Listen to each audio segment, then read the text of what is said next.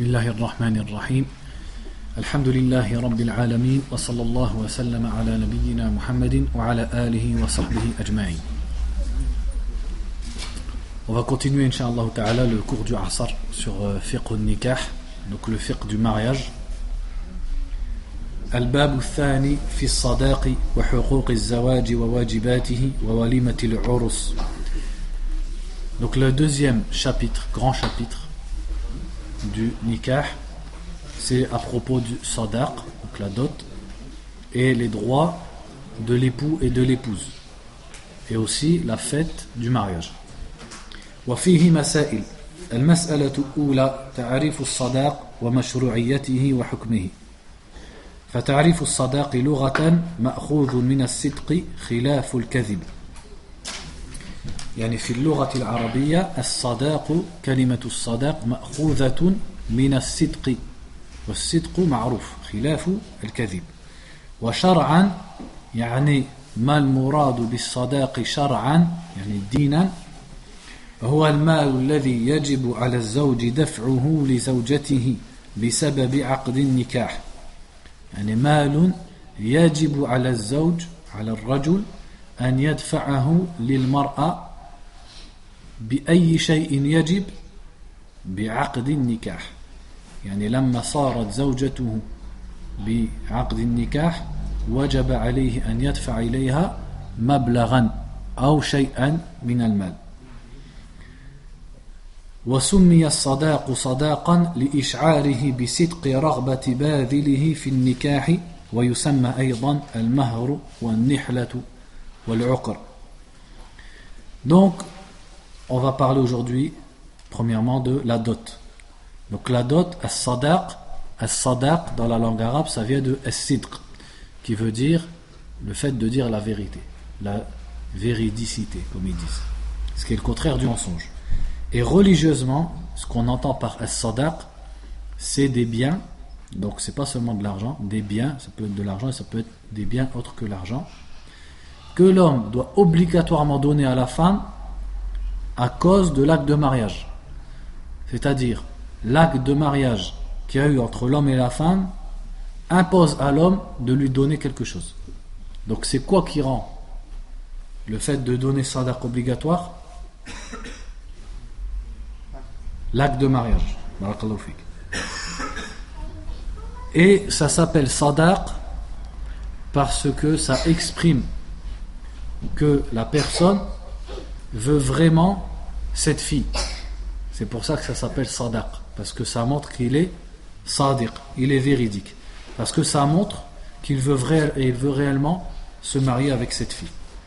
Et on peut l'appeler aussi al-mahr, ou alors al-nihla, ou alors al-uqr. Donc il y a al-sadaq, al-mahr, al-nihla, al-uqr. مشروعيته. الأصل في مشروعية الصداق الكتاب والسنة والإجماع، كما سيأتي بيانه في الكلام على حكم الصداق. Donc la base, الأصل، يعني إذا قالوا الأصل في مشروعية كذا وكذا يعني الدليل على مشروعية الصداق من الكتاب والسنة يعني الحديث والإجماع يعني اتفاق وإجماع العلماء. Donc la base, c'est-à-dire les preuves sur al-sadaq dans la religion, elles sont tirées du Coran, des hadiths et de l'accord des savants, l'unanimité des savants, al-ijma'.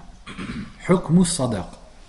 يجب على الزوج دفع المال بمجرد تمام العقد ولا يجوز إسقاطه. ودل على هذا قوله تعالى: وآتوا النساء صدقاتهن نحلة، وقوله تعالى: فما استمتعتم به منهن فآتوهن أجورهن فريضة، وقوله تعالى: لا جناح عليكم إن طلقتم النساء ما لم تمسوهن أو تفرضوا لهن فريضة، فسماها الله سبحانه وتعالى فريضة. Donc la dot, entre guillemets, on va traduire le mahr par dot, même si c'est pas exactement ça. La dot, elle est obligatoire. C'est obligatoire à l'homme de donner quelque chose à sa femme. Et il est interdit de ne pas le donner et de le laisser tomber. Donc par rapport notamment au verset qui dit et donnez aux femmes leur saduqatihin, c'est-à-dire leur argent ou leur bien, c'est-à-dire leur dot. Et le verset qui dit ceux dont vous avez joui des femmes, alors donnez-leur leur récompense en tant qu'obligation, faridatan. وحديث سهل بن سعد رضي الله عنه قال أتت امرأة النبي صلى الله عليه وسلم فقالت إني وهبت نفسي لله ولرسوله فقال ما لي في النساء من حاجة فقال رجل زوجنيها قال أعطها ثوبا الحديث يعني الحديث أطول من هذا ولكن العلماء إذا اختصروا الحديث ماذا يقولون؟ ينقلون جملة من الحديث ثم يقولون الحديث يعني للحديث بقية الحديث أطول من هذا هذا حديث مختصر فيقولون الحديث وهذا الحديث في صحيح البخاري وفي صحيح مسلم ففي هذا الحديث أن النبي صلى الله عليه وسلم زوج هذه المرأة لأحد أصحابه وأمره فقال له أعطها ثوبا يعني أمره أن يعطيها شيئا من المال وحديث أنس بن مالك رضي الله عنه أن رسول الله صلى الله عليه وسلم رأى على عبد الرحمن بن عوف أثر زعفران فقال النبي صلى الله عليه وسلم مهيم ويعني بذلك ما شأنك وما أمرك مهيم بمعنى ما لك ما أمرك ما شأنك يعني أرى عليك أثر زعفران فما شأنك ماذا فعلت كذلك في الصحيحين. Ensuite au niveau des hadiths il y a ce hadith de Sahl ibn Sa'd qui raconte qu'une femme est venue voir le prophète sallallahu alayhi wa sallam et elle lui a dit je me donne à Allah et son messager, c'est-à-dire elle s'est proposée en mariage au prophète sallallahu alayhi wa sallam et il lui a répondu mali fin nisa'i min haja, je n'ai pas besoin de femmes, c'est-à-dire il n'avait pas envie de se marier ni besoin de se marier à ce moment-là. Mais ensuite un sahabi est venu et a demandé cette femme et il a dit au prophète sallallahu alayhi wa sallam marie-la moi. Donc l'histoire elle est plus longue que ça, mais ce qu'on veut retirer du hadith c'est qu'il lui a dit donne-lui artiha thawban, donne-lui un vêtement, c'est-à-dire un vêtement en dot. Donc on voit qu'il lui a ordonné de lui donner quelque chose après qu'il lui ait donné en mariage.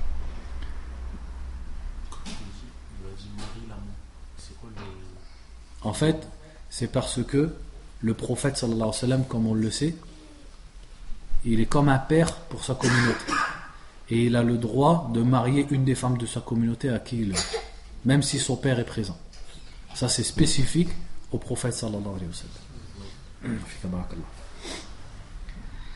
Ensuite, il y a aussi cet autre hadith avec Abdurrahman ibn Auf, radiallahu anhu, qui avait sur ses vêtements des traces de safran. Et le prophète sallallahu alayhi wa sallam lui a dit qu'est-ce qui se passe, qu'est-ce que tu as fait? Et il lui a dit je me suis marié avec une femme. Il lui a dit qu'est-ce que tu lui as donné en dot? Et il a dit je lui ai donné le poids d'un noyau en or. Donc à l'époque ça représente quelque chose. Il lui a donné un peu d'or. Et alors à ce moment-là le prophète sallallahu alayhi wa sallam lui a dit barakallahu lak, c'est-à-dire qu'Allah te donne la baraka, le khayr, la bénédiction et le bien dans ton mariage. Et il lui a dit awlim wala bishat, c'est-à-dire fais un repas de mariage ne serait-ce qu'avec un mouton. Ça c'est dans Sahih al-Bukhari et Sahih Muslim. Et tous les savants de l'islam sont d'accord pour dire qu'il faut donner الصدق. المسألة الثانية حده وحكمته وتسميته. حد الصدق لا حد لأقل الصداق ولا أكثره فكل ما صح أن يكون ثمنا أو أجرة صح أن يكون صداقا لقوله تعالى وأحل لكم ما وراء ذلكم أن تبتغوا بأموالكم فأطلق المال ولم يقدره بحد معين يعني الله عز وجل قال بأموالكم ولكن هل عين قيمة معينة أو حدا معين؟ لا قال بأموالكم فهذا يسمى مطلق هذا مطلق ليس فيه قيد وليس فيه حد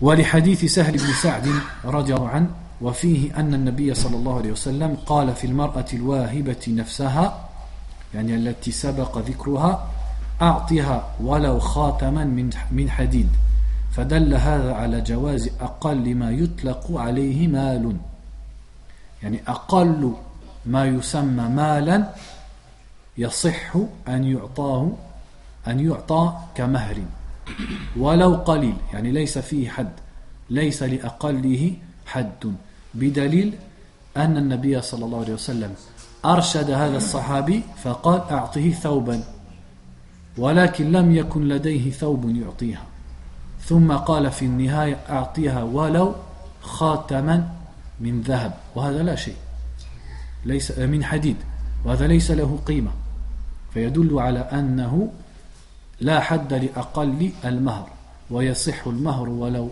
لم تكن له قيمة عند الناس وأما الدليل على أنه يجوز ولو كان كثيرا فقوله تعالى وإن أردتم استبدال زوج مكان زوج وآتيتم إحداهن قنطارا فلا تأخذوا منه شيئا والقنطار هو المال الكثير هذا يدل على أنه يجوز أن يكون مالا كثيرا كما يجوز أن يكون مالا قليلا إذن ليس له حد معين. Donc maintenant il parle de la hadd al-sadaq, c'est-à-dire est-ce que la dot est délimitée. Donc il dit la dot elle n'a pas de minimum ni de maximum, elle n'a pas été délimitée. Et le verset dit il vous est permis autre que cela, c'est-à-dire autre que les femmes interdites qui sont citées dans le verset d'avant, quand vous leur donnez vos biens. Donc qu'est-ce qu'il a dit? Il a dit vos biens, il n'a pas précisé combien il faut donner, ni moins ni plus. Il a dit bi amwalikum. Donc ça c'est pas conditionné et c'est pas délimité.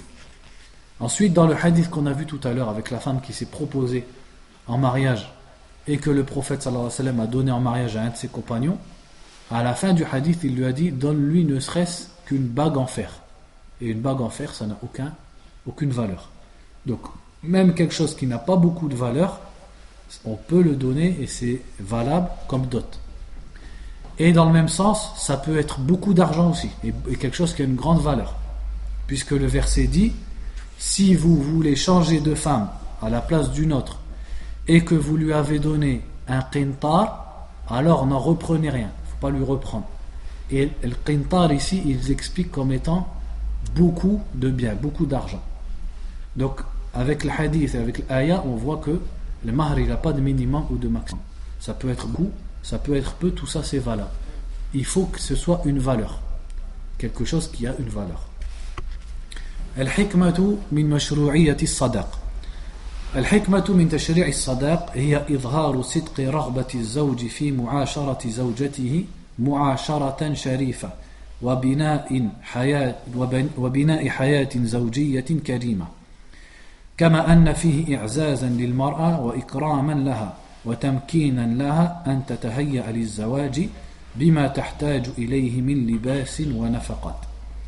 يعني ذكروا هنا عدة حكم في مشروعية الصداق. هي إظهار صدق رغبة الزوج في معاشرة زوجته معاشرة شريفة. يعني الرجل الذي يريد أن يلعب بهذه المرأة أو تلك لا ينفق. كونه ينفق عليها في المهر ويعطيها مهرا ذا قيمة هذا يدل على رغبته أنه جاد في طلبه وفي زواجه. ثم قالوا وبناء حياة زوجية كريمة كما أن فيه إعزازا للمرأة يعني هذا إكراما للمرأة أن يعطيها شيئا عند زواجها وهذا يساعدها أن تتهيأ لأن المرأة تحتاج إلى آلات تجمل وغير ذلك ولباس لزوجها فبمهرها وبهذه القيمة وهذا المال تستطيع أن تشتري ما تحتاج إليه من لباس وأدوات تجمل وغير ذلك.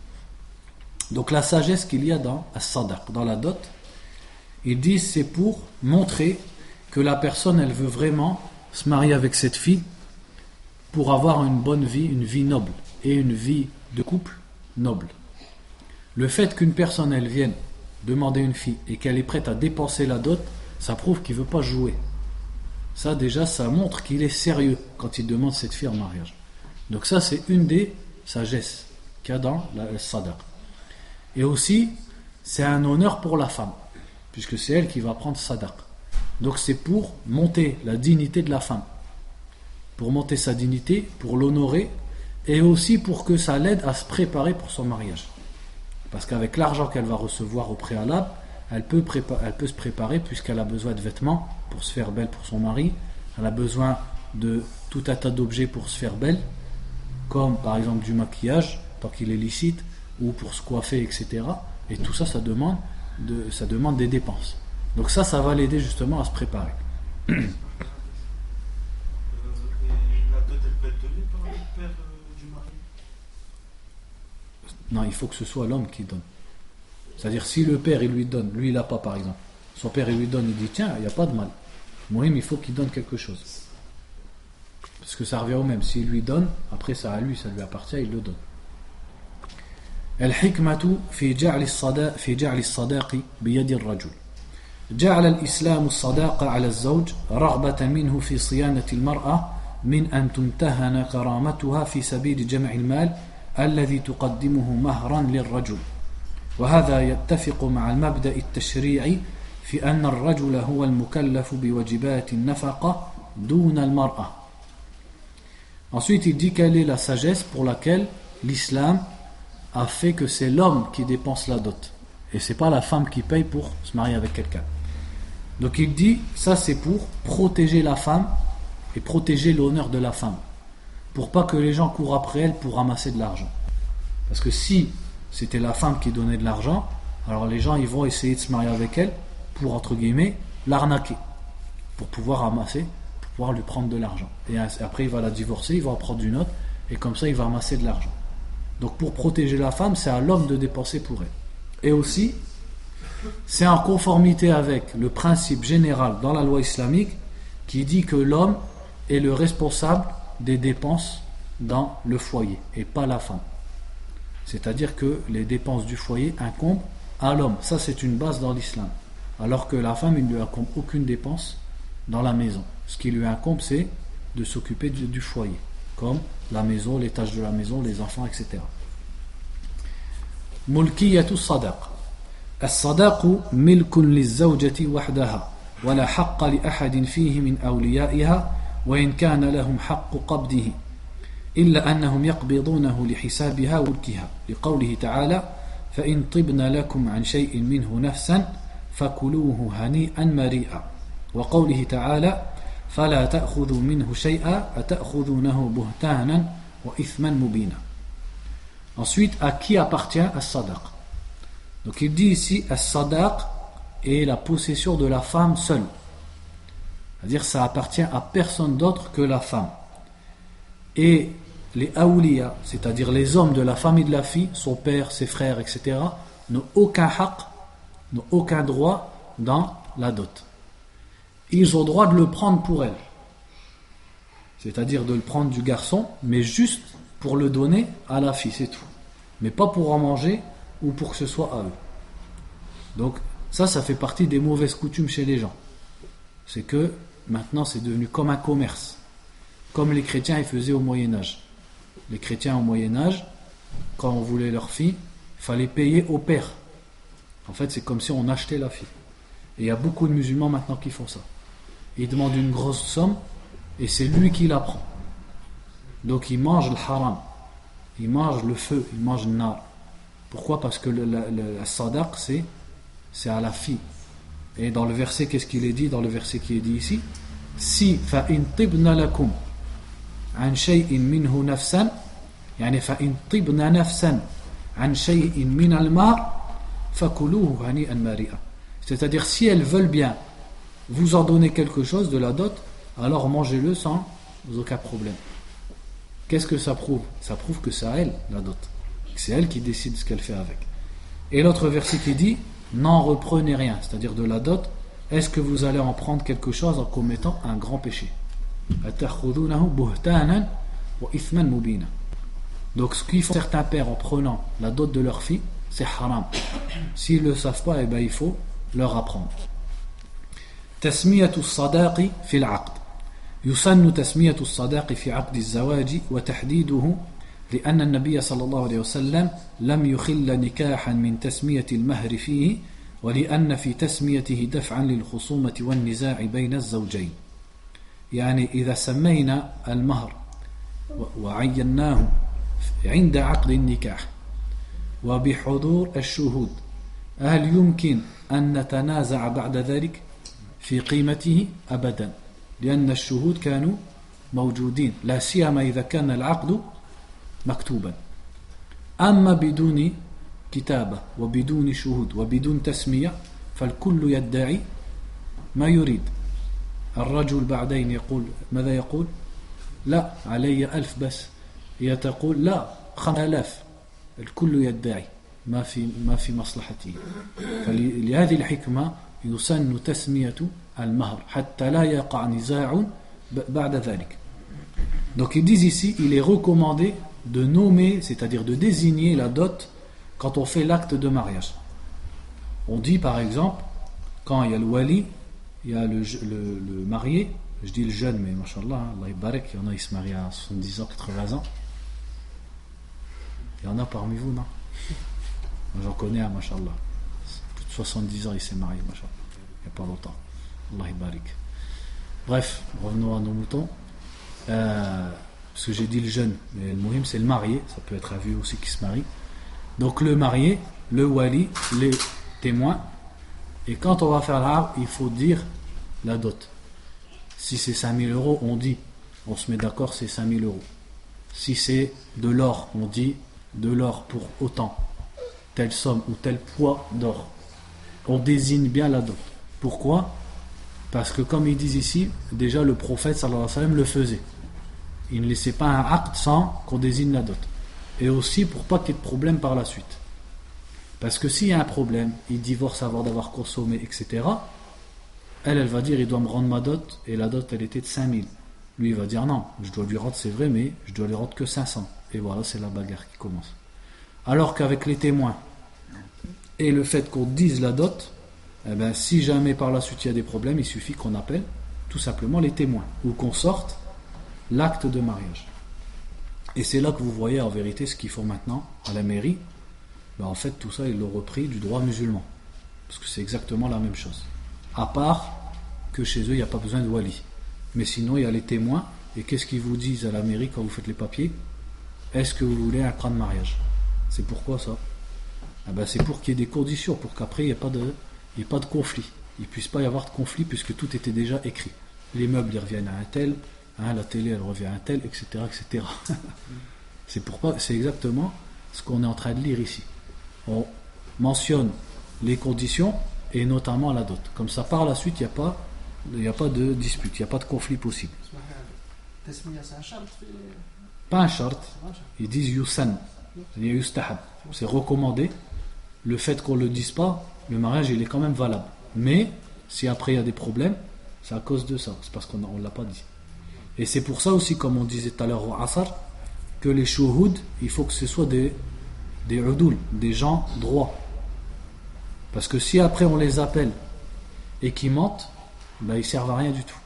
Ou alors si le mari dit en fait dis-leur que quand tu étais là elle a rien dit, ou elle a dit 500 euros alors qu'il devait plus, et il lui donne un petit billet et le témoin il va faire un faux témoignage, ils servent à rien. C'est pas ça le but. Le but des témoins, c'est que si plus tard on a un problème, ils sont là pour dire, pour témoigner. Sinon, par rapport aux témoins, est-ce que c'est deux témoins désignés, ou alors, comme souvent ça se passe, c'est par exemple, c'est-à-dire les invités en général, et ils sont là comme témoins. Mais s'il y a un problème, à qui on demande? Ah ben, parce que les témoins, c'est pas forcément deux, c'est deux minimum. Mais s'ils sont 5, eh ben on demande à 2 parmi les 5 ou aux 5, etc. Et s'ils ne sont pas d'accord, par exemple, si entre eux ils divergent? Ben c'est pour ça qu'il faut prendre des udul, il faut prendre des gens justes, des gens droits. Ouais. Après, ce genre d'affaires, en vérité, généralement dans l'islam, c'est simple, ça revient au qadi. C'est-à-dire, si vraiment les témoins entre eux, même les témoins, et même en étant juste, ils divergent, ben c'est simple, ça revient au qadi. Et c'est pour ça, je le répète, ce que j'ai dit la fois dernière, ce que j'ai dit au Asr, parce que au Maghreb il y a plus de gens, et au Asr j'ai vu il n'y a personne, et des fois j'ai dit des choses, elles sont importantes. C'est pour ça qu'il faut arrêter de vous faire arnaquer par les imams. Barakallahu fikoum. Les imams dans les mariages, ils servent à rien du tout. Les shurut du nikah, c'est le wali. Le wali, on va dire en gros, c'est le père de la fille. Il faut qu'il soit là. S'il n'est pas là, il désigne quelqu'un qui vient à sa place. Il faut le marier. Si le marié n'est pas là, il désigne quelqu'un à sa place. S'il veut mettre son père, son frère ou un ami, parce qu'il est en voyage, Mouhim, le corps du mari, entre guillemets. Il faut les témoins. Si, après on fait al-ijab ou al-qaboul, ou alors al-sira, c'est-à-dire qu'on comprenne du jeune, enfin de l'homme qui veut se marier, et du wali qui a le mariage. Par exemple, il dit Zawijni bintak fulana. L'autre il répond qabilt. Et pour être encore plus sûr, le jeune il répond qabilt. Il répond aussi. Ou alors le wali il dit au jeune Zawajtuka ibnati fulana. Et c'est pas la peine de dire ala sunnatillah wa rasuli. Il dit juste Zawajtuka binti fulana. Ou ankahtuka binti fulana. Comme dans le madhab de l'imam Malik, et c'est ça le haqq, il n'y a pas de mot précis. Il faut qu'on comprenne que c'est zawaj, que c'est nikah. Et on comprend que les deux, ils sont d'accord. Si ça s'est produit devant les deux témoins, ils sont mariés. Après, ils mettent les shurut, le sadaq et tout. Maintenant, pourquoi appeler un imam? L'imam, il n'est pas dans les conditions du mariage. Pas du tout. En vérité, pourquoi les gens ils appellent l'imam? C'est parce qu'au bled, on a l'habitude de se marier le qadi ou bien le adoul, c'est-à-dire l'administration. Maintenant, moi je vous pose la question. Est-ce que chez les musulmans, il y a un prêtre qui vient, qui jette de l'eau et qui dit « Vous êtes mariés » Est-ce que ça existe ça chez nous? Ça n'existe pas ça. C'est qui marie la fille? C'est son père. Ça c'est important de faire comprendre aux gens. Parce que les gens quand ils parlent, ils disent l'imam Foulan zawajani. Non, imam il zawaj personne, il marie personne. Hein? Non, le wali il faut que ce soit musulman. Moi je parle pas de shurut nikah, je parle pas de ça. Bien sûr il faut que ce soit musulman le père. Moi je parle pas de ça. On parle de l'imam. L'imam, les gens ils croient que il faut que je ramène l'imam pour que mon mariage il soit halal. Et il faut qu'il récite le Fatiha. Et il faut qu'il fasse tolba.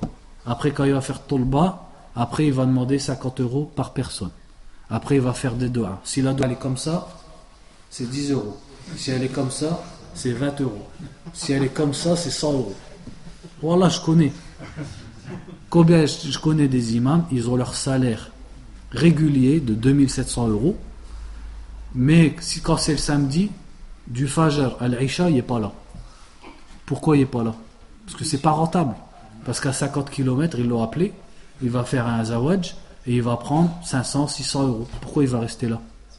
Donc son salaire, dans le vent. Mais il le prend son salaire. Donc il prend le salaire, en plus il prend les mariages, il prend les morts, il prend les baptêmes, il prend les ruqya, où il fait semblant, après il fait tiens, bon, tu vas te guérir, 20 €. Allez. Voilà, c'est ça le haqq. Il faut ouvrir vos yeux. Il faut arrêter d'être comme des moutons. Les gens, ils rigolent avec vous. Machallah, des fois, je vois certains, les anciens, des fois, ils sont un peu durs. Mais devant les imams, ils sont... L'imam, il dit tout et il donne, il se fait arnaquer. Il y en a, il m'a raconté il n'y a pas longtemps, un jeune, c'est un arabe, un musulman, il a ouvert une boîte d'assurance. Un imam il est venu, il lui a dit bon, voilà, tu me fais... Puis à la fin, il fait bon, moi je te paye pas, tu me fais gratuit. Il dit pourquoi? Il dit attends, tu sais qui je suis quand même. Il a pris l'habitude que ça marche comme ça. Moi je suis un imam, je paye rien. Et l'autre il lui a dit si tu veux pas que je te frappe, tu sors tout de suite de mon cabinet. Il faut arrêter de vous faire arnaquer par les imams, barakallahu fikoum. L'imam dans le zawaj, il sert à rien du tout. Quand les gens ils étaient dans les pays musulmans, ils se marient devant le qadi, ou alors ils se marient devant l'adoul. À quoi il sert le qadi, l'adoul? Il sert à deux choses. Il vérifie les shurut, c'est-à-dire que les témoins, ils sont des témoins dignes de ce nom.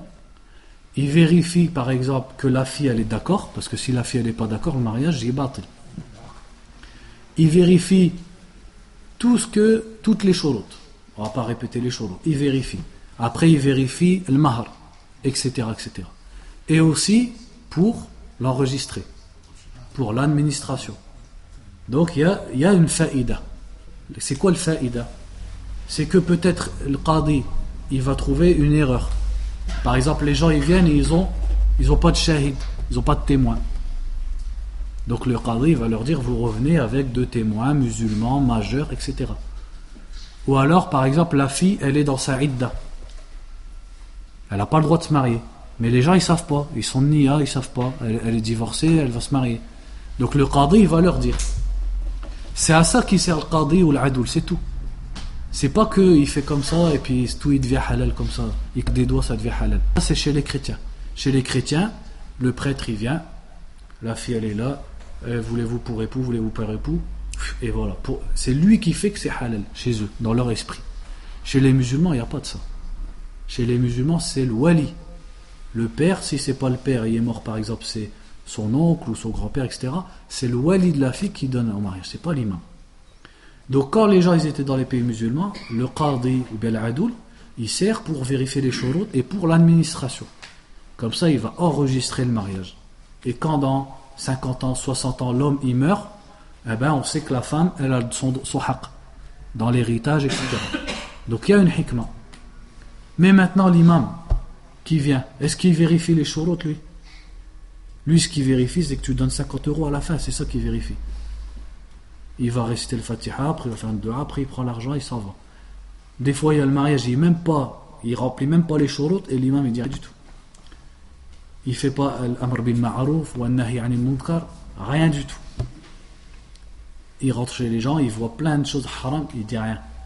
Parce qu'il se dit, si je dis, peut-être ils vont pas me... c'est à ça que ça sert. Subhanallah. Est-ce que dans l'administration, l'imam il sert à quelque chose? Est-ce que l'imam il fait un acte, après il le prend chez lui, il met un tampon, il le classe, etc. Comme ça, si à José Pro. Est-ce qu'ils font ça les imams? Ils font rien du tout.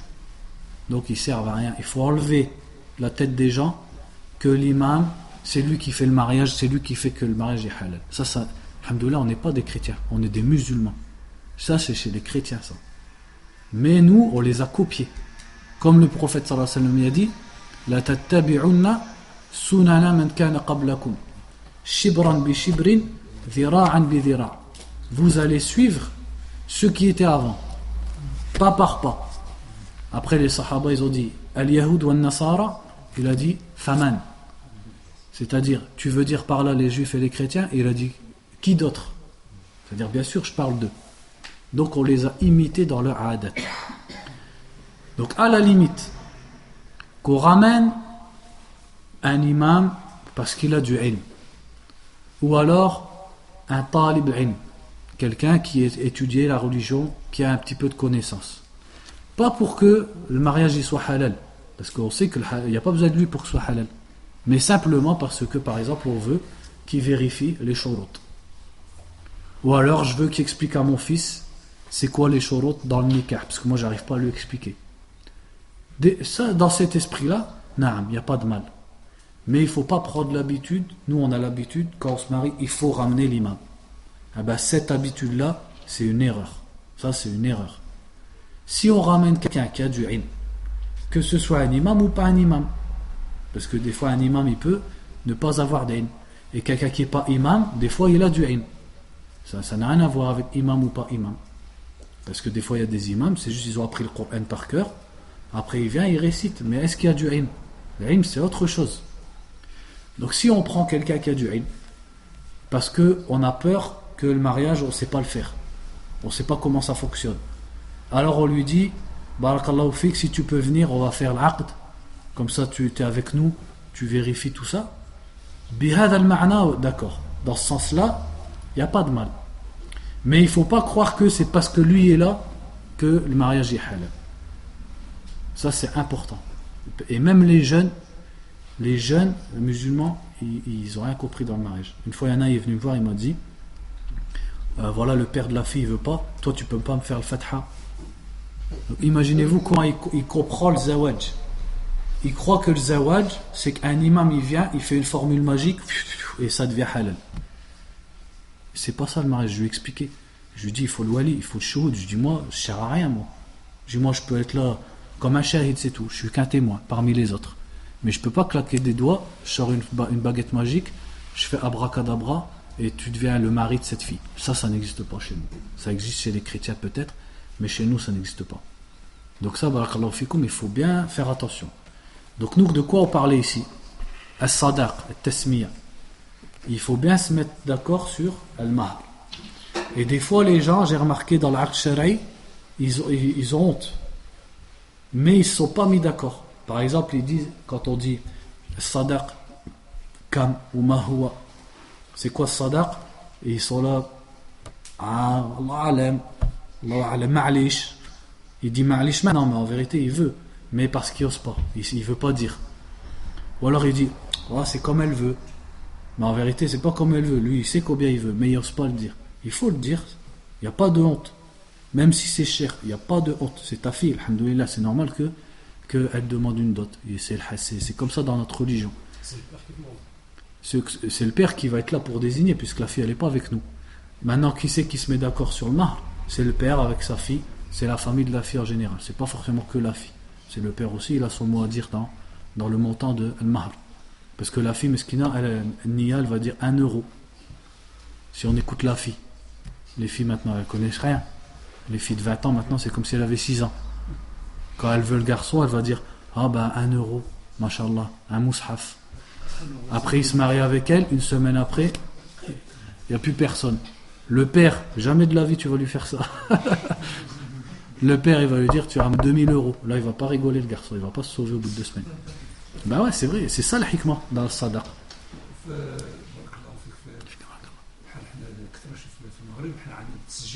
Voilà, ça c'est bien.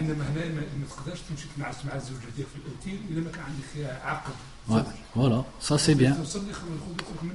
Non. Ouais. Ça c'est ce qu'on appelle aqdun nikah.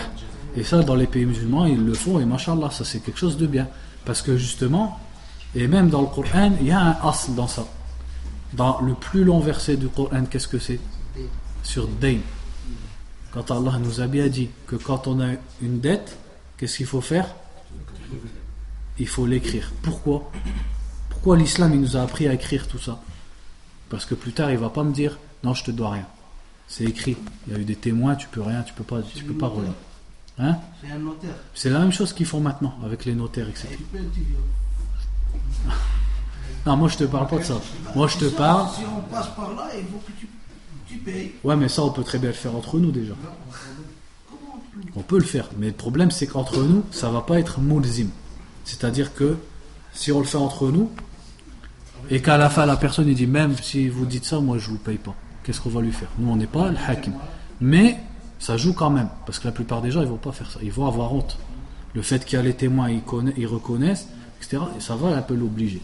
Mais après c'est sûr que si on veut vraiment qu'il en subisse les conséquences, ça c'est wali ou l'am. Mais nous aussi on est en France. On n'est pas dans un... Ici c'est notaire, etc. On peut négocier la date. Alors, si la sœur demande 800 ou 500 euros, nous on demande moins. Ouais, tu peux, bien sûr. Il n'y a rien qui t'empêche.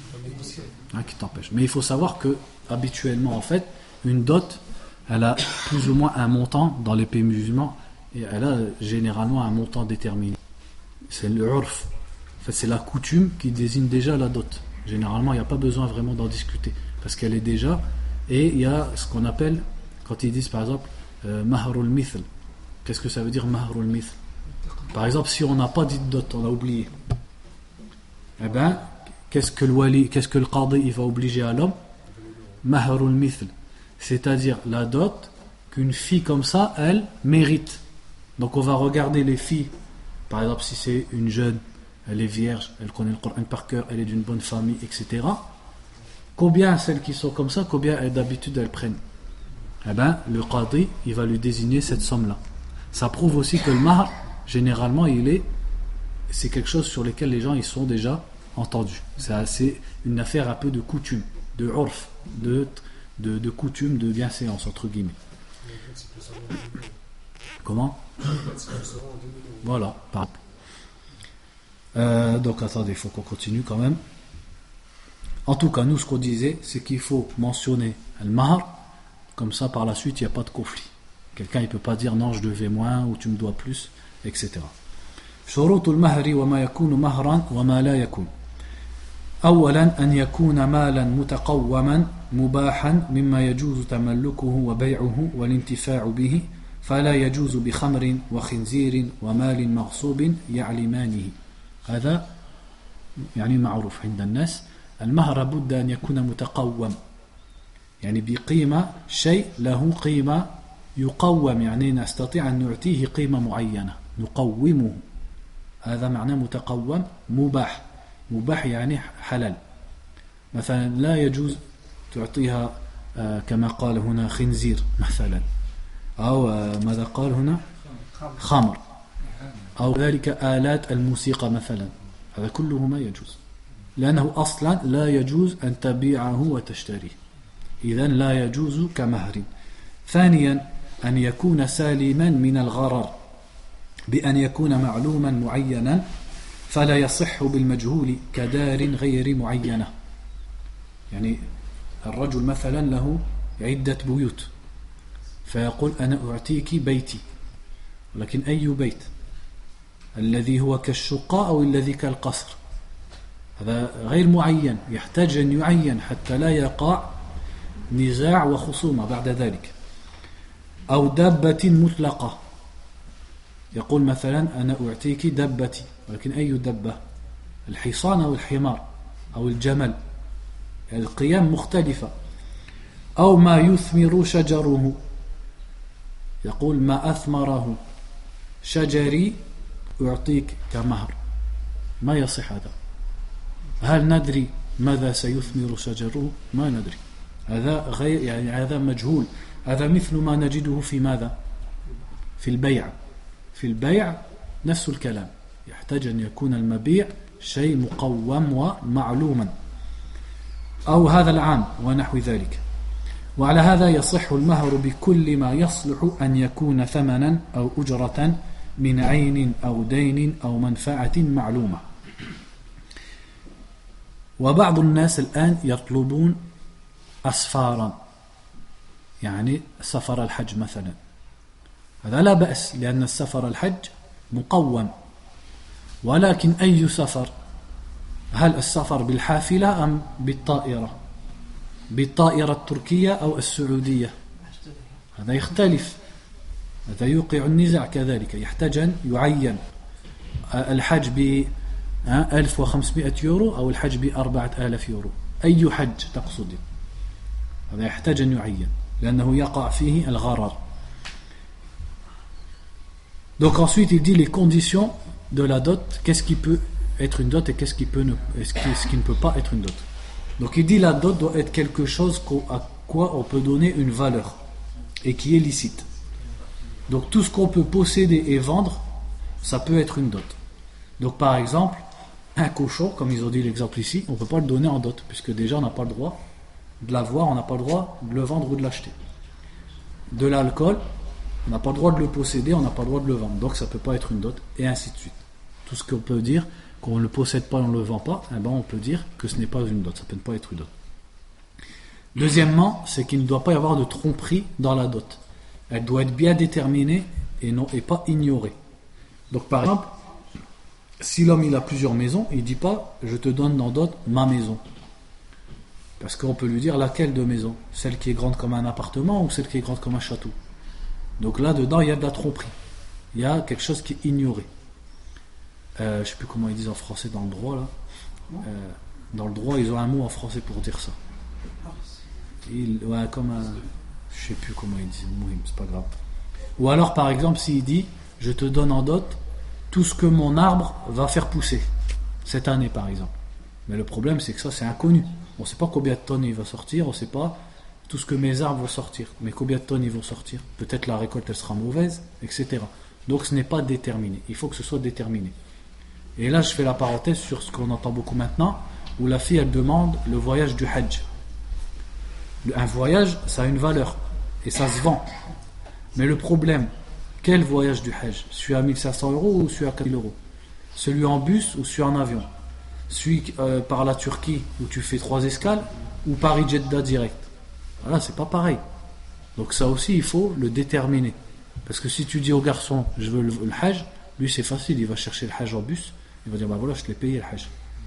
Alors qu'elle, c'est pas ça qu'elle voulait dire. Donc ça aussi, ça demande à être précisé. Donc tout ce qui peut être un prix, ou tout ce qui peut être un salaire, que ce soit quelque chose, un bien déterminé, un objet déterminé, ou même un service, tout ça, ça peut être une dot. تعجيل المهر وتأجيله يجوز تعجيل المهر وتأجيله كله أو بعضه حسب عرف الناس وعاداته بشرط أن لا يكون الأجل مجهولا جهالة فاحشة وأن لا تكون المدة بعيدة جدا لأن ذلك مظنة سقوط الصداق. Ensuite, le fait de mettre un terme, un délai à la dot. Donc ils disent ici, la dot on peut la payer tout de suite, comme on peut la payer plus tard. Et on peut en payer une partie maintenant, une partie plus tard, ou alors rien du tout, maintenant ou tout maintenant. On peut faire comme on veut. On peut la diviser, on peut la payer tout de suite, on peut la payer tout plus tard, ou la diviser en échéance, etc. Et ça revient aussi aux habitudes des gens. Ce sur quoi les gens sont habitués, à un moment donné, dans une société donnée, à un endroit donné, eh ben on peut marcher dessus. C'est-à-dire on peut agir selon ses habitudes. Mais il ne faut pas que le délai soit ignoré. C'est-à-dire il faut un délai approximatif. Comme par exemple, que je te la donne avant 1 an. Je te la donne avant 6 mois. Mais il ne faut pas que ce soit un délai ignoré. Je te la donnerai. Parce que sinon, on craint que la personne, elle fasse tomber la dot. C'est-à-dire, il dit à chaque fois, je te la donnerai, je te la donnerai, je te la donnerai. Et finalement, il ne lui donne jamais. Donc, s'il le fait par un délai, et quand les dots, elles sont élevées, forcément, ils ont besoin d'un délai. Il faut que le délai il soit plus ou moins déterminé.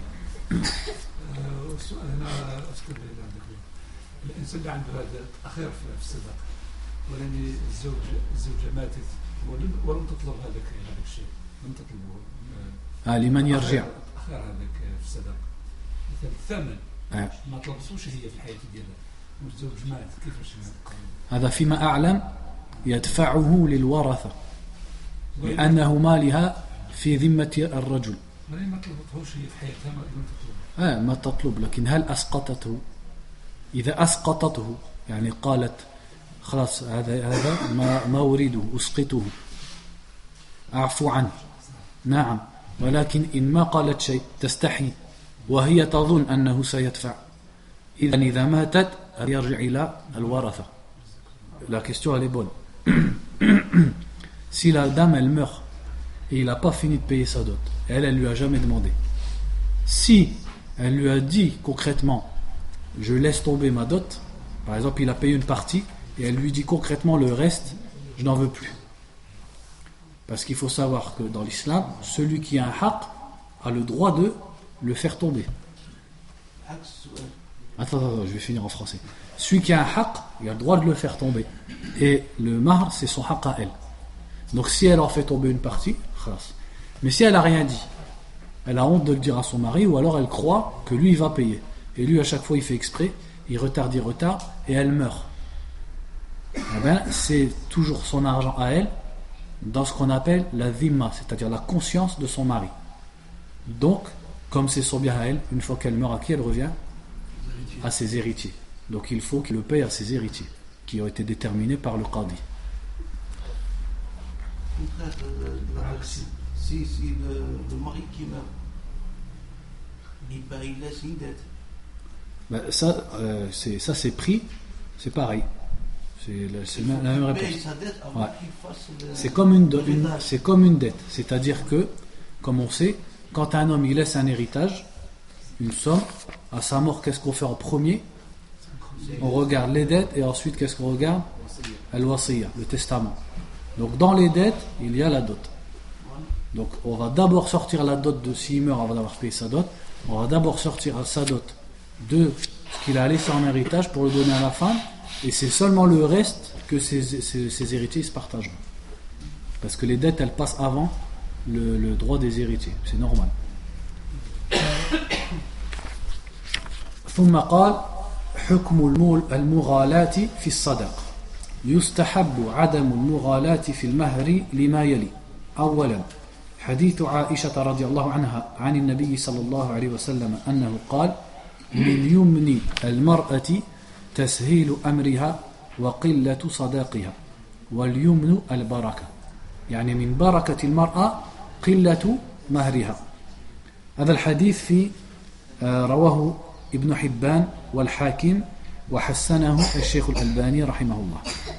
ثانيا عن عمر رضي الله عنه أنه قال ألا لا تغالوا في صدق النساء يعني في مهور النساء فإنه لو كان مكرمة في الدنيا أو تقوى عند الله كان أولاكم بها رسول الله صلى الله عليه وسلم ما أصدق رسول الله صلى الله عليه وسلم امرأة من نسائه ولا أصدقت امرأة من بناته أكثر من 12 أوقية وإن الرجل ليغلى بصدقة امرأته حتى يكون لها عداوة في قلبه وحتى يقول كلفت فيك علق القربة.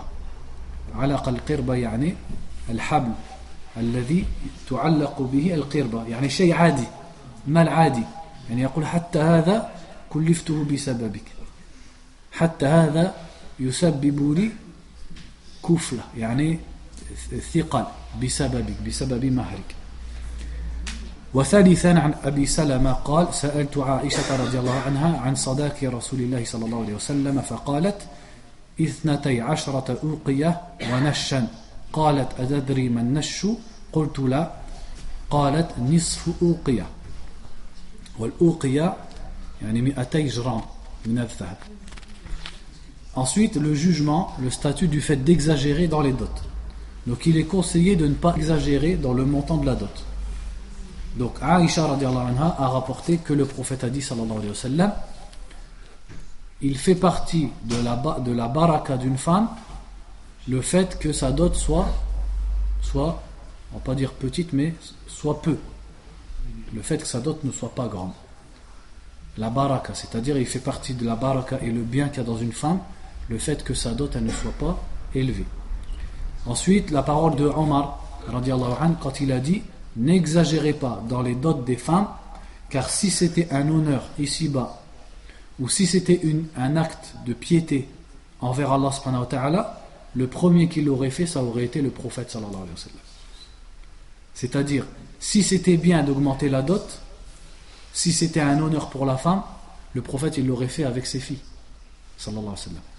Et ensuite il a dit le prophète sallallahu alayhi wa sallam n'a pas donné à ses femmes ou ses filles n'ont pas reçu plus de 200 uqiyah, c'est-à-dire 200 onces d'or. Et l'once d'or elle est de 200 grammes, c'est-à-dire un bien qui à leur époque est raisonnable.